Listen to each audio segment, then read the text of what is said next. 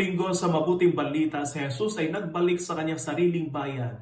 Ngunit siya ay sinalubong nila ng pagdududa at hindi pagkilala sa kanya bilang Mesiyas. Inakala ng mga kababayan ni Jesus na kilala nila siya at siya ay hindi pasok sa kanilang kriteria na maging Mesiyas. Ayaw nilang kilanlin siya bilang Mesiyas dahil kilala nila siya bilang anak ng karpintero. Hindi nila nakita kay Jesus ang katotohanan ng kanyang pagiging Mesiyas. Ang mga tao din ay kulang ng pananampalataya sa kanya. Dahil sa kawalan ng pananampalataya, sinabi ng Ebanghelyo na si Jesus ay hindi gumawa ng anumang kababalaghan doon. At siya din ay nagtaka kung bakit sila hindi sumampalataya. Ang hamon sa atin ng mabuting balita ngayon ay ang kilanlin si Jesus bilang Mesiyas at magtiwala sa Kanya. Huwag nating hayaan na ang ating mga pag-aalinlangan at mga pagdududa ang siyang humadlang sa mga biyaya at himala na nais na ibigay ng Panginoon sa atin. Tandaan natin, kung nais nating maraming mga kababalaghan ang gawin ng Panginoon sa ating buhay,